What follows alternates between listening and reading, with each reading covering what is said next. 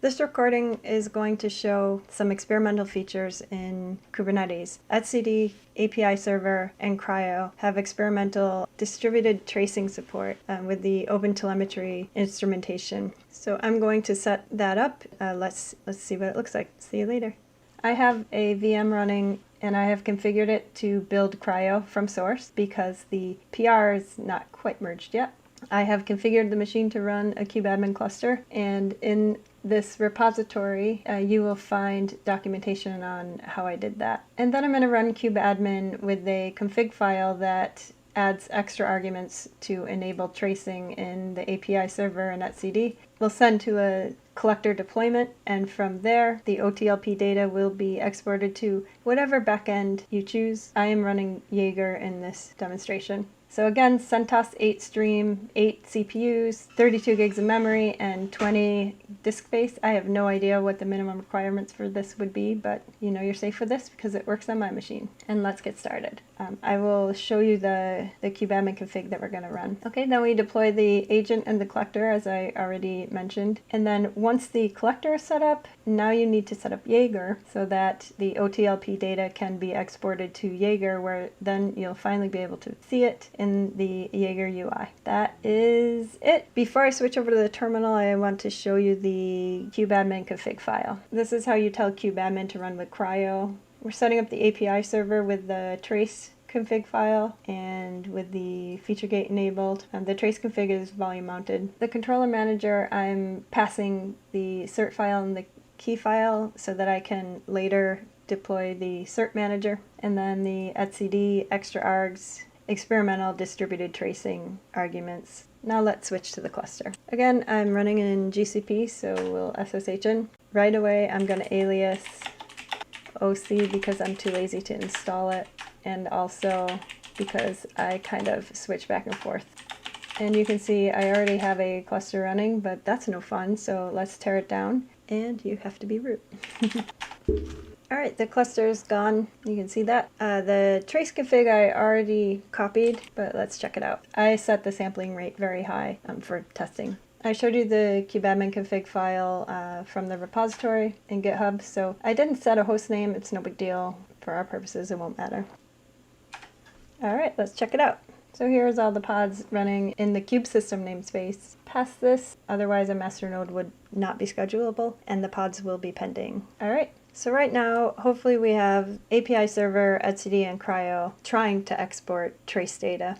We won't know that until we set up the OpenTelemetry collector. So let's do that. I am lazy, so I'm going to give this service account cluster admin rather than figure out exactly what permissions it needs. Here is a YAML file that includes the agent config map, the collector config map, which is exactly like the agent config map, and the collector deployment for OpenTelemetry, and the collector daemon set, and the collector service. In a real Kubernetes cluster, you'd have multiple nodes, and each node would have a systemd CRI-O service, one agent collector per node. Those agents can all send their OTLP data to the single collector. You can export to the backend of your choice. Here we will use Yeager. So I'm going to need the service address of the OpenTelemetry collector, and I'm going to edit the config map of the agent so that the agent knows where to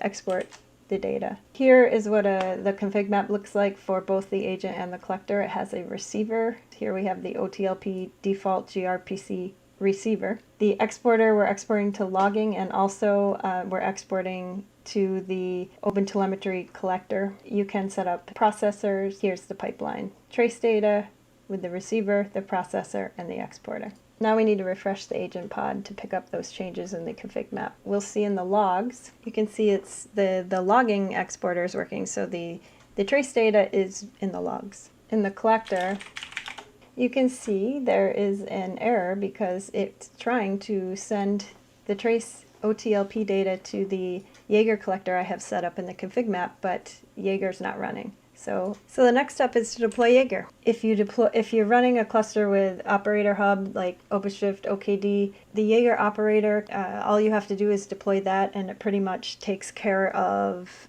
running the following commands that I'm about to run for you. So we're going to create an a namespace for the operator and all of its resources. The first being custom resource definition. Now we're creating a service account, and we're going to do a role and a role binding. Once we deploy the operator, we have to edit the deployment to watch all namespaces, setting it to the empty string. It's a very simple Yeager custom resource, the all-in-one. So once the operator detects this resource in whatever namespace it's in, which we're going to deploy it into OTel, the operator triggers the deployment of various resources. Just by creating that Yeager instance, I have a new deployment, a new config map, a couple of Yeager services, OTel Yeager pod. The error in the OTel collector where it couldn't find Yeager, we need to delete that pod to refresh it. We're ready to view the traces. First, I'm going to forward the localhost 16686 from the GCP machine to my localhost at 9876, and that will drop me into my GCP instance again. And now I need to port forward